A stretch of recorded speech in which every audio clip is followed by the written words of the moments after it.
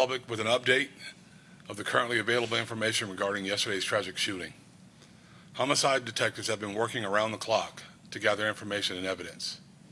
There's still a great deal of work to do before the investigation is completed. This briefing is only a recitation of verified information. I want to begin by honoring the 3 precious lives that were lost yesterday. Angela Michelle Carr, 52 years old.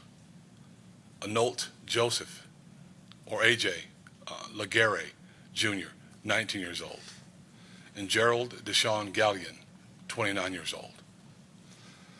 Yesterday, homicide detectives completed their next of kin notifications of victims' family members. We continue to pray for the loved ones and of those who were lost through this maniac's acts of senseless violence. The Office of the Medical Examiner has positively identified the shooter as Ryan Christopher Palmetter. The shooter was 21 years of age when he committed yesterday's atrocities. He lived with his parents in Orange Park in Clay County, Florida. To our knowledge, he had no criminal arrest history. And as I said yesterday, he did have a Baker Act petition from 2017. This petition occurred in Clay County, and it appears that the shooter was held for 72 hours under the Baker Act provisions and then released without further involuntary commitment. Homicide detectives have been able to establish a timeline of events up to and including the shooting. On 7/6 of 2017, he was Baker Acted in Clay County. On 4/6 of 2023, the FFL transfer to Orange Park Gun and Pawn of a Glock 20 Generation 4 10 millimeter. On 6/22 of 2023, the FFL transferred to Wild West Guns and Gold Palmetto State Armory PA-15 5.56 millimeter AR-15 type rifle. On 8/26 of 2023 at 12:48 in the afternoon, suspect arrived at EWU behind the library in a gray Honda Element, and he dons his bulletproof vest. During this time, a TikTok video of the suspect getting dressed at EWU with no timestamp on that TikTok video. At 12:55 in 10 seconds, EWU security backs into a parking spot in the same parking lot as the suspect. At 12:57 in 49 seconds, the suspect leaves EWU south on Pierce Street, then west on Kings Road. At 12:58 in 17 seconds, EWU security follows our suspect out of the parking lot.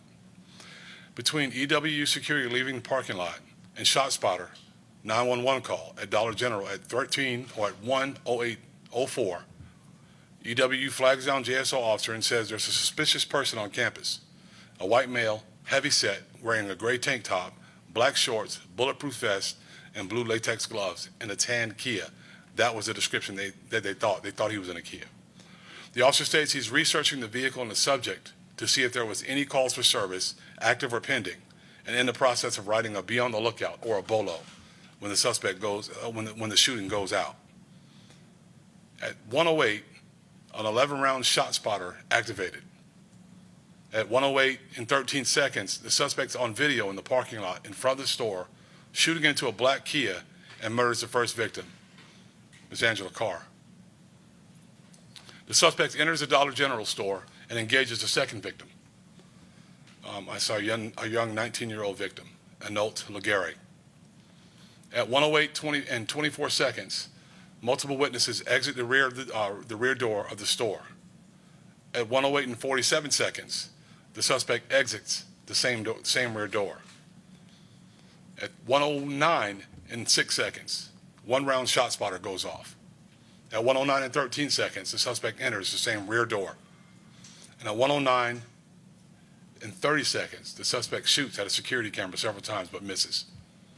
At 1:09 and 50 seconds, the first 911 call goes out. At 1:10 and 30 seconds, victim Jared Gallion enters the store with his girlfriend. At 1:13 and 5 seconds, 1-round ShotSpotter initiates once again. At 1:13 and 10 seconds, the suspect shoots a third victim, Gerald Gallion. At 1:13 and 12 seconds, the suspect chases witness Elvisha Chappell through the store, shooting at her but does not strike her.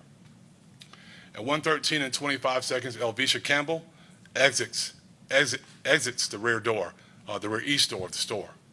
And at 1:13 and 37 seconds, the suspect shoots out the rear door on the east side of the building.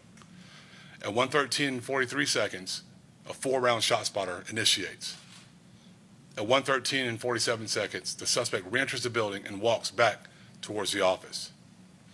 At 1:14 and 23 seconds, the suspect enters the office.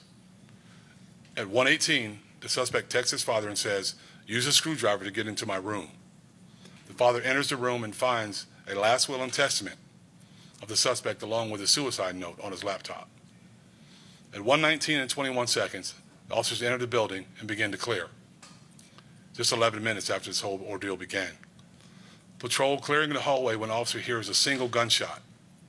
We believe that's when he killed himself. At 1:41 and 3 seconds, EWU security Marcus Williams calls to notify JSO. At 3:45 or 3:44 and 24 seconds, our SWAT officers confirm that the suspect's down. Homicide detectives have gathered surveillance footage, video footage from the Dollar General, which captured the shooter's rampage. I will share portions of that video right now. Again, out of respect for the victims' families, we are going to cut this video short. We will not be showing their loved ones and what happened to them inside the store. Rather, these video surveillance excerpts detail some of the shooter's movements outside and inside the Dollar General. As you'll see from the video footage, the shooter outfitted himself with a tactical vest, which he covered with a short-sleeved button-up shirt. He created a facial covering and donned gloves for his attack. This investigation is ongoing, and I will provide you with additional information as is established and verified. I want to thank our law enforcement partners for their continued support in this investigation. As our community collectively grieves this tragedy, this agency will continue to diligently investigate so that we can provide victims, families, and our community with as many answers as we can. Our community is grappling to understand why this atrocity occurred. I urge us all not to look for sense in a senseless act of violence. There's no reason or explanation that we'll ever account for the shooter's decisions and actions. His sickening ideology is not representative of the values of this Jacksonville community that we all love so much. We are not a community of hate.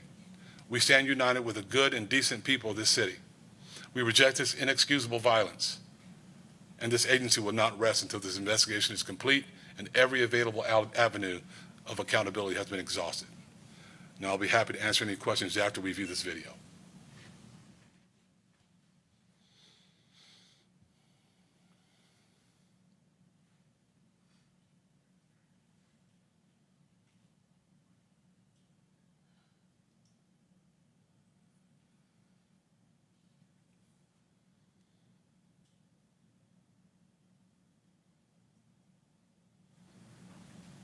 Again, the video is rather short because I don't think some of the things that are on there are appropriate for television.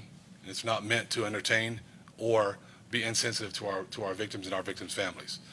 So I wanted the people to be able to see exactly what happened in this situation and just how sickening it is. I'll answer any questions if I can.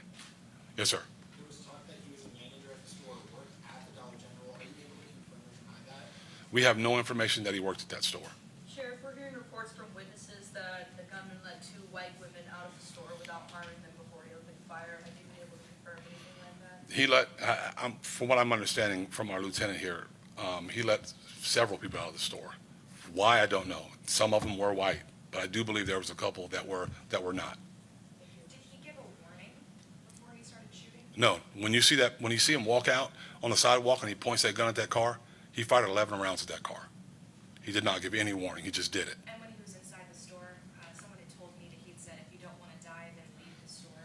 Do you know if he said that? Those are all statements that we're looking into and trying to confirm and verify.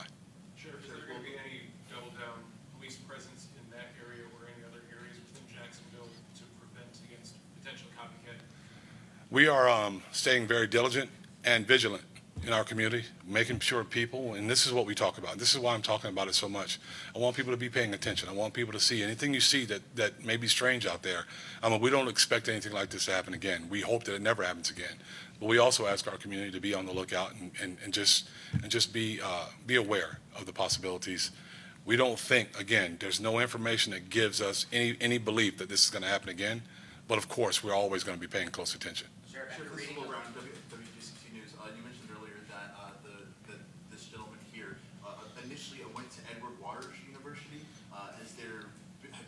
investigation so far, has there been any indication why he specifically went there first? It looks to me that he went there to change into whatever he needed to change into. He had an opportunity to do violence in EWU. He did not. There were people very close, in very close proximity. He did not do anything there. He backed out and he left. Sheriff, after reading that manifesto, how difficult is it for you to stand here and process this hate crime that entered your community, very similar, almost a year after that horrific shooting in Buffalo, almost similar in nature? I can tell you it angers me as a sheriff, as a member of this community. No family should ever have to deal with something like this. Anyone who enters into a store and does this to perfectly innocent people, one doing his job, a couple of customers, is baffling to me. It's very difficult for me to watch, and I've seen a lot over 32 years. And I don't ever want to have to see it again, and I don't like it, and we are going to make sure that we work as hard as we can to stop these kind of things from happening again. That's why we are paying very close attention to this. We're doing so much to try to determine what exactly led to this. The manifesto is quite frankly, the diary of a madman. He was just completely irrational.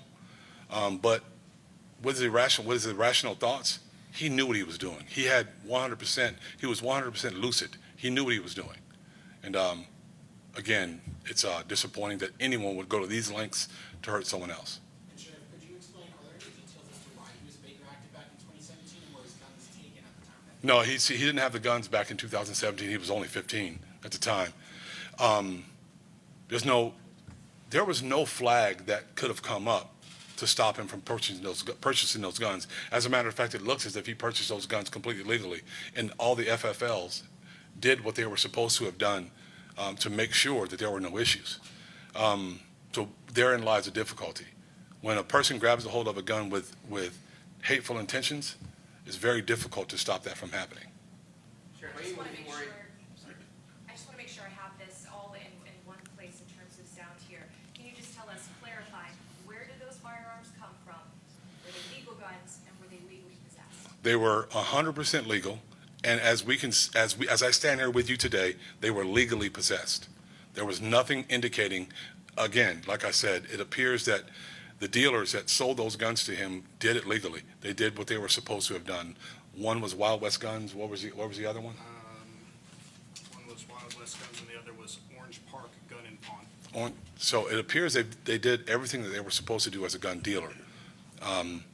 There was nothing indicating that he should not own guns. So then standing here on the other side of this podium, he possessed these guns legally. We know what he did with them. What could have been done? What should have been done?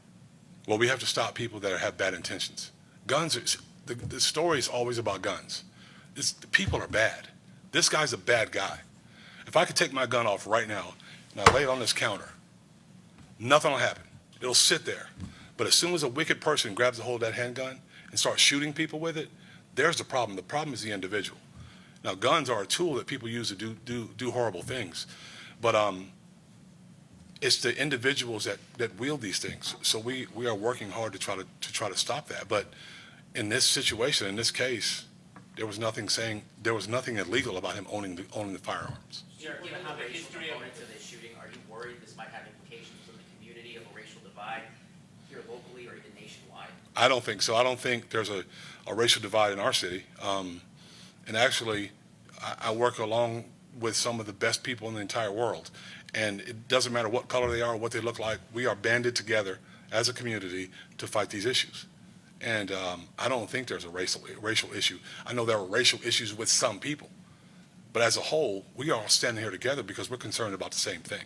Aside wicked people and evil people, what we call, what about mental illness? Given the legislation that Governor DeSantis signed a few months ago, Yep. people are concerned about that anybody with mental issues, and this person seemed to have a little bit of history that was seeable. What can we do about that locally or statewide or in general? We have to do a better job of background checks. And they're doing background checks. They do exactly what they're supposed to do.